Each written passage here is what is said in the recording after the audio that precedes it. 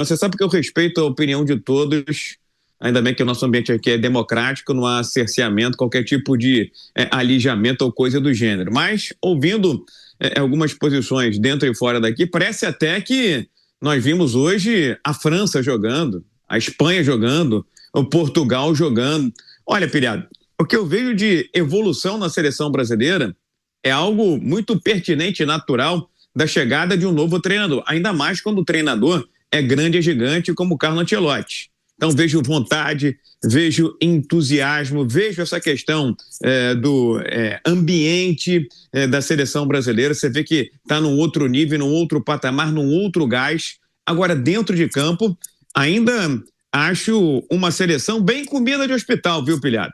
Bem sem graça, bem sossa, bem sem sal. Acho que no primeiro jogo contra o Equador houve mérito do Ancelotti ao mostrar que ia arrumar primeiro ali atrás a cozinha, dentro da escola italiana. Foi um time equilibrado, embora ofensivamente tenha sido ridículo contra os equatorianos jogando lá em Guayaquil. E no jogo de hoje, o que mais me chamou a atenção foi justamente essa mobilidade, essa não preservação de posição, principalmente dos jogadores da frente. Agora, se você me perguntar se eu estou satisfeito com a atuação da seleção brasileira, não estou satisfeito, Pilhado, porque acho que com esse futebol, mesmo com evolução, com progressão, com carimbo no passaporte para a Copa do Mundo, ainda não somos candidatos a nada. Ou melhor, somos candidatos sim. Vou repetir aqui no microfone da Jovem Pan: a conhecer o Mickey, o Pateta, o Pato Donald nos Estados Unidos, visitar uma vegetação diferente que é a tundra no Canadá, ou as ruínas astecas no México. E olhe lá, porque a diferença do que jogam os times da Europa, as seleções europeias, essa diferença ainda é abissal. Essas diferenças ainda são gigantescas. Esse ato é enorme, é continental, é do tamanho do Atlântico. Então, continuo com a sensação de que é uma seleção brasileira que fez mais do que a sua obrigação. Gente, estamos jogando contra o Paraguai. Não perdia 9 jogos. Mas quem é o Paraguai no nível internacional? Não é nem segundo escalão, é terceiro escalão da esfera internacional do futebol. E o Brasil conseguiu ganhar por um magro 1-0. E a gente está tendo aqui que encontrar subterfúgios, alternativas, caminhos, olhares para enxergar uma melhora no Brasil. Houve uma melhora de postura.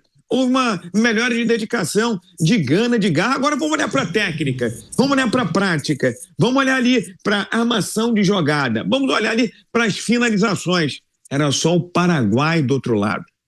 Não era um leão faminto, não era um gigante do velho continente. Então, Pilhado, eu parabenizo a seleção brasileira por estar presente em mais uma Copa do Mundo. Continua sendo a única seleção em todas as Copas do Mundo, mas não estou convencido de rigorosamente nada. Talvez diferentemente de tudo que foi dito por vocês aqui no microfone da Jovem Pan e por outros. Acho que o Brasil tem que evoluir, não é pouco não, é muito. E aqueles que não gostam do Neymar, acho que o Brasil, infelizmente ou felizmente, depende do ponto de vista e de perspectiva, ainda vai ficar almejando, sonhando e aspirando a recuperação do seu melhor jogador dos últimos anos. Por quê? Porque, embora o Vini Júnior tenha sido o protagonista, o autor do gol com mais mobilidade, cadê o Vini Júnior na seleção brasileira melhor do mundo? Cadê o Vini Júnior do Real Madrid na seleção brasileira? Cadê o protagonista Vini Júnior no Brasil? O que ele faz no Brasil é muito pouco, viu, Pilhado? E eu tive a oportunidade de conversar nos bastidores com os técnicos que antecederam o Ancelotti. E havia, sim, ninguém tinha coragem de vocalizar, de verbalizar, mas havia, sim, uma insatisfação com esse comportamento do principal jogador brasileiro dentro da seleção brasileira, porque ele é completamente diferente aqui do que é lá do outro lado do mundo, do velho continente. Então, parabéns para o Brasil pela classificação, parabéns pelo Ancelotti, que conseguiu dar uma injeção de ânimo, um gás à seleção brasileira, mas continuo achando uma seleção brasileira água de salsicha, picolé de chuchu, comida de hospital, sem graça, insossa e sem sal, Pilhado. Olha aí o Rodrigo Viga inspirado, picolé de chuchu, né? Comida de hospital. Viga, eu dessa vez discordo de você, tá? Por quê? Porque primeiro o único elogio que você fez eu já discordo, e as críticas eu discordo um pouco, porque o elogio foi os parabéns pela classificação para a Copa. Aí, pra mim, que não dá pra elogiar. Hoje em dia, qualquer seleção classifica razoável, qualquer seleção razoável classifica na América do Sul. Porque são 6 vagas e ainda tem a 7ª numa repescagem. Então, aí, pra mim, é mais do que obrigação hoje Brasil, a Argentina principalmente se classificarem e o Uruguai. Sobre reclamar do jogo, achar um jogo ruim, eu vou falar o seguinte: eu achei esse jogo melhor do que a grande maioria dos últimos da seleção brasileira. E outra, Viga, eu acho que o que a gente percebe com essa seleção do Ancelotti? Como você disse, ela já tem mais confiança. Ou seja, já tem que elogiar. Jogadores procurando mais a bola. Antigamente, jogadores queriam se esconder. Todo jogador da seleção brasileira tentava se esconder, parecia que a bola queimava. Hoje eu já não vi isso. E outra coisa, que eu contra o Equador não quis comemorar pelo jogo ruim que foi, mas quando você tem o Equador e o Paraguai estão aí no nível das seleções europeias? Não, mas estão no topo da tabela, das eliminatórias sul-americanas. E o Brasil não foi ameaçado, Viga. Um momento sequer contra o Paraguai, contra o Equador se foi ameaçado uma vez, foi muito, na minha opinião. Então já mostra aí um equilíbrio defensivo que esse Ancelotti deve ter. E aí quando você diz essa seleção não vai brigar por nada, vamos lembrar aqui, Viga, do Ancelotti pelo Real Madrid contra o Manchester City. Todo mundo achou que o Manchester City mereceu a classificação. Pressionou, mas ele fez aquela retranca, ele foi defensivo naquele jogo e ele passou. Então, hoje, a seleção brasileira está dando espetáculo? Não. Mas hoje eu vejo que essa seleção brasileira pode crescer, porque ela está mais confiante, ela tem coragem do treinador de fazer mudanças, de buscar um futebol melhor. E para isso, mexendo até em medalhões, em posições de medalhões. E eu vejo uma seleção brasileira pelo menos mais organizada, Viga. Porque a seleção brasileira do Dorival Júnior era uma zona, era um pardieiro. A seleção do Fernando Diniz foi uma zona, foi um pardieiro. Ramon Menezes, gente, não dá nem para levar a sério. Ramon Menezes ter sido técnico de seleção brasileira principal. Então, eu vejo uma evolução clara nesses 2 jogos, e olha que é pouco tempo de trabalho. Então eu acho que dessa vez merece um elogio, Viga. Sim, mas aí é uma questão de perspectiva, do meio copo cheio e do meio copo vazio, viu, Pilhado? Porque, sincero e honestamente, eu não fico animado, não fico empolgado, não fico entusiasmado com o que nós vimos hoje na partida em São Paulo. Vou repetir, o Paraguai do outro lado, Pilhado, vencemos por 1-0, tá aqui o scout do jogo. Acabou de chegar aqui no meu celular. O Brasil fez 5 finalizações no gol, marcou uma única vez. Teve chances claras? Não, teve a bola no pé. Por quê? Porque o adversário do outro lado também não queria jogar futebol. Ou melhor, queria jogar futebol arrancando um empate que era o suficiente para chegar na Copa do Mundo, para garantir a vaga para o Mundial. Porque para o Paraguai o título é estar entre esses 6 primeiros. É óbvio que na Copa do Mundo do ano que vem, o Paraguai vai fazer figuração. Vai ter um papel terciário, nem secundário. Terciário. Para eles é um título mundial que está no Mundial. Para o Brasil, não. O Brasil precisa muito mais do que isso. Precisa ter organização dentro de campo, precisa se impor, precisa ser protagonista, fazer ajustes às 5 estrelas que enverga no peito e na cabeça. Então, eu acho que a gente tem que relativizar muito essa atuação da seleção brasileira, porque você, do outro lado, tinha um time que não acossou, não me incomodou, não exigiu do Brasil.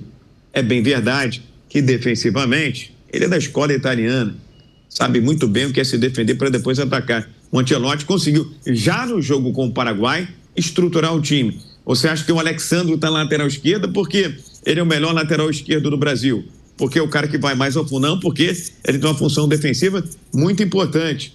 O Casemiro está jogando ali à frente da zaga da seleção brasileira porque é o jogador mais preparado, mais qualificado? Não, pela experiência, para dar proteção ao sistema defensivo. Isso está bem delineado, está bem desenhado, está muito bem encaixado. Agora, do meio para frente, continua ainda esperando um pouco mais, ainda que a seleção brasileira tenha tido essa mobilidade, essa movimentação, essa não preservação de posição, que já é um progresso, já é uma evolução. Agora, Pilhado, quando você faz o comparativo com as grandes seleções do planeta, acho que a distância é abissal, a distância é colossal. Eu, na minha avaliação, acho que com esse futebol aí, o Brasil, mais uma vez, vai repetir a história das últimas Copas do Mundo. Não passa de uma quarta de final. Mas ainda tem trabalho pela frente, um ano pela frente. Pena que o Ancelotti, na verdade, vai ter à disposição dele a seleção brasileira por aproximadamente 35, 40 dias. É muito pouco. Na base do entusiasmo, do pijama treino, do gogó, acho que não é suficiente não, Pilhado. E a gente sabe que o Ancelotti, vindo para o Brasil, ele internacionaliza muito a marca seleção brasileira, né?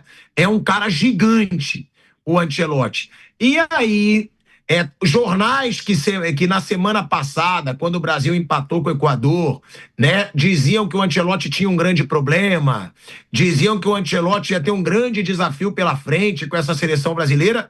Hoje já mudaram completamente suas manchetes, né? Eu tô vendo aqui jornais da Espanha, nossa, enaltecendo a seleção brasileira hoje. Aí tem aqui o jornal AS, tá, da Espanha. Ancelotti muda a cara do Brasil, tá? Que foi a manchete do jornal Marca. Aí tem aqui o jornal... Não, esse foi o jornal AS. Aí o jornal Marca, ele diz: Vinícius alegra Ancelotti e preocupa Xabi Alonso, né? Que traz aí a notícia. O Olé, Brasil ganhou do Paraguai e está classificado para o Mundial. Ancelotti conquista a vitória na sua estreia no Brasil. Ou seja, a imprensa internacional que criticou tanto, né, na semana passada, quando teve aquele empate contra o Equador, já começa a enaltecer. Já começa a dizer que o Ancelotti deu uma nova cara para a seleção brasileira. Também vejo muito exagero, tá? Nessa situação. Não é assim também, nossa, mudou a cara. Agora, trouxe confiança, trouxe mais futebol, na minha opinião. E Bruno, foi enaltecido na estreia e eu dizia, gente, não vou elogiar por um empate xoxo contra o Equador. Mas, de novo, o Alexandre, o zagueiro, bem, né, Bruno? E, de novo, a defesa brasileira bem. Esse cara, que era pouquíssimo conhecido no futebol brasileiro, muita gente nem conhecia o Alexandre, o zagueiro, tá? Muita gente que assiste futebol, tá? Eu mesmo sabia que ele existia, mas se tinha visto jogar bem 3 jogos era muito. E eu aqui sou sincero. E é um cara que, de novo, foi bem e que se firma, né, Bruno? Como zagueiro, eu duvido que o Ancelotti vai tirar o Alexandre, mesmo tendo o Gabriel Magalhães, mesmo tendo o Militão, diante das duas atuações que ele teve. Foi quem melhor aproveitou a chance ou dá para colocar o Matheus Cunha nessa também, Bruno Prado? O Alexandre, ele chama mais atenção porque foi a estreia dele, né? O Matheus Cunha contra a Argentina, apesar do desastre que foi, ele foi o melhor. Ele foi o que salvou ali, né? Então, ele repetiu uma boa atuação. Acho que o Matheus Cunha, ele vai ter uma sequência, e o Alexandre também, o Alexandre Ribeiro também aproveitou um momento em que alguns zagueiros estão lesionados, esses aí que você citou, principalmente o Gabriel Magalhães e o Militão. O Militão é muito preocupante porque é a segunda lesão de ligamento cruzado em pouco tempo. Então a situação do Militão é preocupante. O Gabriel vai voltar já no início da temporada a jogar pelo Arsenal, é titular do Arsenal, um cara que vinha sendo titular da seleção, mas quem jogou com o Ancelotti por essas circunstâncias foi o Alexandre Ribeiro, e ele aproveitou. Então o natural é que ele tenha sequência, né? E os outros vão ter que esperar uma oportunidade para conseguir retomar. Acho que aí o Brasil tem bons zagueiros, não é uma posição carente, não. O Brasil tem pelo menos 5, 6 bons zagueiros ali que ele pode utilizar. Mas o Alexandre Ribeiro aproveitou muito bem a oportunidade. Na parte defensiva, não só o individual dele, Marquinhos também foi bem. Ficou claro como o Ancelotti quer defender, né? O outro Alexandre lateral mais fixo, Wanderson com mais liberdade e um homem na frente da zaga que é o Casimiro. Então, esse desenho do time já começa a ficar claro como o Ancelotti vai armar essa seleção brasileira. Mas o jogador do Lille vai ter uma sequência com certeza. Né? Porque ele aproveitou muito bem a oportunidade. Ele teve a oportunidade de ser titular da seleção brasileira. O Ancelotti provavelmente ganhou confiança no Alexandre, que foi um dos melhores jogadores, assim, se você pegar os 2 jogos. E é um Brasil que chega aí de 2 jogos difíceis, porque estão ali na frente, né, na tabela. O Equador e o Paraguai estavam na frente do Brasil. O Brasil não perdeu.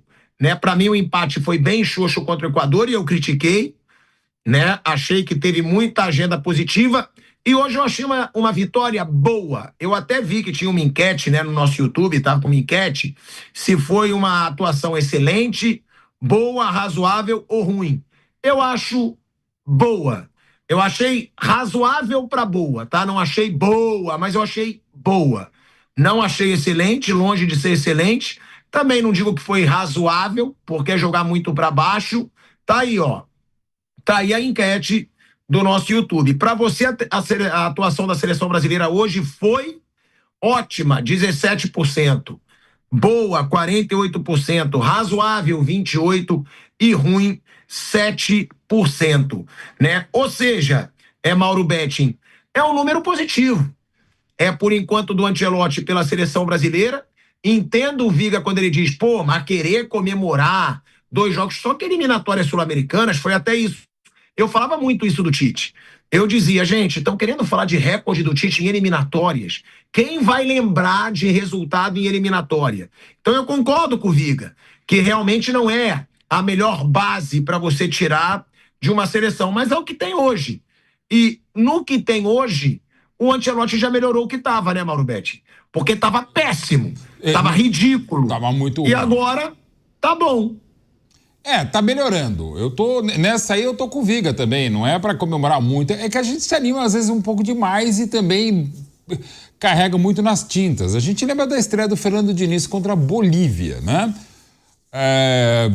Beijo pro meu companheiro que eu adoro, tá? Que fez até a tuitada que já virou clássica, né? Assim, pô, Tchelote, não precisa nem mais vir, já temos treinador. Claro que não, a gente era Bolívia, né? E tomamos um gol bizarro da Bolívia, e não rolou com o Diniz, de quem eu respeito e gosto muito e tal. Mas, enfim, e o Ancelotti eu adoro, né? Assim, pô, pelas perspectivas que a gente tinha, o Ancelotti é absolutamente outro patamar. E respeitando todos os outros nomes brasileiros e estrangeiros, não dá para comparar o Ancelotti com qualquer outro candidato à seleção. Gosto muito do Roger, respeito muito o Renato, o Jorge Jesus, Abel, mas não dá para comparar com o Ancelotti, como treinador, como pessoa, como conhecimento de causa, como adaptabilidade, como rápidos resultados, não tem como comparar, né? Enfim, então a escolha foi a melhor possível. E aos poucos vai trabalhando. E lembrando que aos poucos dá para ser campeão. O Filipão teve menos de 1 ano para ser pentacampeão. O Parreira, dos 5 treinadores campeões do mundo, foi quem assumiu com mais tempo. Ele chegou em outubro de 91 para ser campeão em julho de 94, ao lado do Zagallo. No Tri, como eu já falei há pouco, o Zagallo mesmo assume a seleção 16 de março de 70 para ser campeão em 21 de junho, embora tenha ficado com o maior grupo de todos os tempos durante 122 dias, começando ainda com os trabalhos com o João Saldanha. O Aimoré Moreira chega em abril de 61 para ser campeão no final de junho de 62. O Vicente Feola assume em abril de 58 para ganhar a Copa no final de junho de 58. Claro, eram outros tempos, era um outro tempo, né? Inclusive, o treinador ficava muito mais tempo com os jogadores, agora vai ter menos, tem menos datas, embora tenhamos muitos jogos de data FIFA, amistosos também, e dá em 1 ano para você montar uma boa seleção, mas é o que também falou Viga. No mundo que hoje você tem a Portugal, que acabou de ganhar a Nations League nos pênaltis, de uma Espanha que eu ainda acho melhor que Portugal, mas mais ou menos do mesmo nível, a França, que é muito boa, a Argentina, que hoje para mim joga mais do que jogava em 22, apesar do fator Messi, aguardando cenas dos próximos capítulos, a própria Inglaterra, que tem potencial para jogar mais do que tem, e para mim é melhor que o Brasil, embora o Brasil no ano passado com Dorival tenha vencido o Wembley. E claro, isso são detalhes, são jogos, e até 1 ano de Copa tem muita coisa para rolar. Eu vejo pelo menos essas 5 seleções um nível superior ao do Brasil. Mas vai que uma Copa é assim, gente. O Penta mesmo. O Brasil não estava legal e foi 100% na Ásia. Uma semana antes, a França perdeu o Zidane, a França então campeã do mundo em 98, e não fez gol em 3 jogos. Foi a única vez na história de Copas que o então detentor do título vai para a Copa seguinte e nem gol faz. E a França, em março de 2002, meteu um 5-0 sobre a seleção da Escócia no Stade de France. Eu lembro de comentar aquele jogo e falar, cara, a única boa notícia para o futebol brasileiro, para a torcida brasileira, é que dificilmente a França vai jogar tão bem assim na Copa. Mas não se esperava o debacle, para usar um termo em francês, que ela teve. A própria Argentina, a melhor seleção argentina que eu vi na vida foi aquela do Bielsa naquele ciclo de 99, mais do que 98, até 2002, que é no grupo da morte, e dele não passou. né? Nem nos títulos mundiais, os 3 títulos, eu vi a Argentina jogando tão bem, tantas vezes e com tantas opções como naquele período do Bielsa de 99 até 2002. Copa do Mundo é isso. A própria Itália, quando passa pelo Brasil do Tele Santana, a Itália de outubro de 81 a novembro de 83 ganhou 4 jogos. Os 4 jogos decisivos da Copa da Espanha contra a Argentina, Brasil, Polônia e a final contra a Alemanha no Bernabéu. Então assim, dá para chegar. Mas hoje não tem como dizer que o Brasil esteja melhor que Portugal, que Espanha, que França, que Argentina, que Inglaterra. A Alemanha não sei, mas a Alemanha tem que respeitar, como o futebol brasileiro também. Vai ter uma seleção melhor que essa? Vai. Legal que o Vini tenha feito boa partida, tenha feito o gol da vitória. Mais legal ainda que o Ancelotti, além de conhecer muito de futebol, conhece bastante do Vini. Espero mais do Rafinha. Eu sei que hoje ele jogou mais... Não dá pra dizer que ele jogou torto, porque ele jogava assim até a temporada passada. Rafinha, o melhor brasileiro da temporada, por esse show que muitas vezes deu Barcelona e que nem a final da Champions chegou. Esse Rafinha vai jogar mais. Então, assim, tem possibilidades. O Alex Ribeiro muito bem, concordo com todos. É um cara que ganhou muitos pontos, como o Matheus Cunha, naquela partida horrorosa do Brasil lá em Núñez, foi o único que se salvou, e não só pelo gol. Aliás, 2 características dos gols do Brasil, o do Matheus lá no Mas Monumental e hoje na Neoquímica Arena, são lances que ele vai morder e recuperar a bola.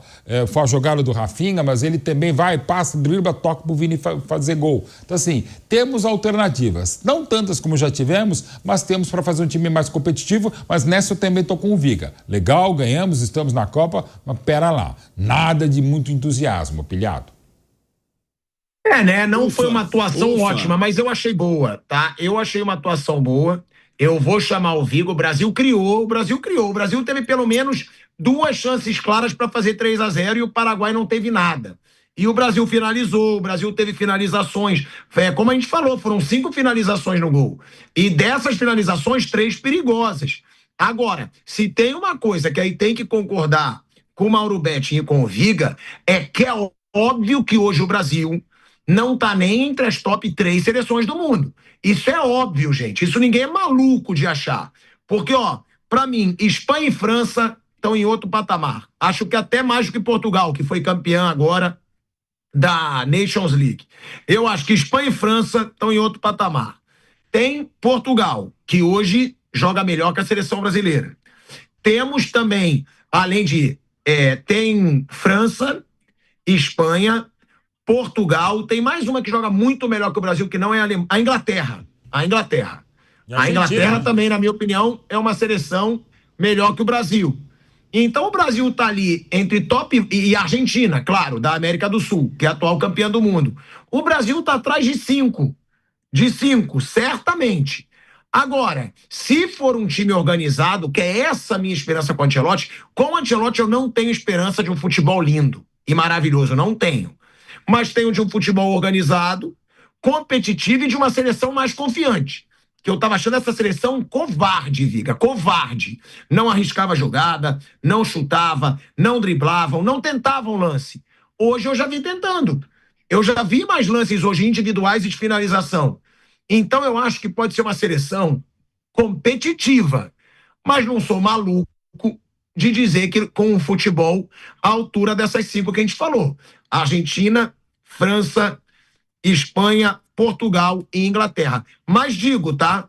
Contra Portugal, Inglaterra e Argentina, eu acho que um jogo pau a pau. Eu acho que França e Espanha, aí sim, na minha opinião, estão muito acima das outras seleções no mundo. O Brasil, com o Ancelotti, pilhado, e rapaziada, ouvinte, espectador, internauta da Jovem Pan, ganhou um choque de organização. Isso é inegável. Ganhou também uma energia, foi eletrificado do ponto de vista do entusiasmo. Agora, isso e talvez 1 milímetro ali, uma filigrama a mais. Nada além disso, pilhado. Porque a gente já disse e redisse aqui inúmeras vezes que a geração não é aquela.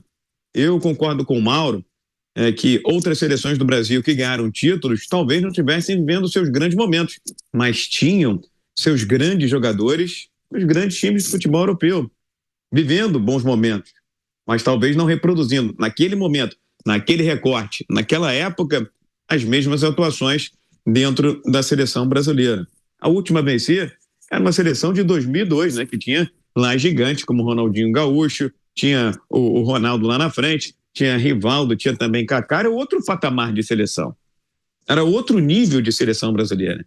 Eu juro para você, filhado, eu adoro o Vini Júnior, eu acompanhei o trabalho dele desde o começo aqui no Rio de Janeiro, no Flamengo, mas fico sempre esperando mais, querendo mais, aguardando mais dele. E tomara que o Ancelotti consiga extrair, consiga sugar, consiga oportunizar todo esse talento do Vini Júnior.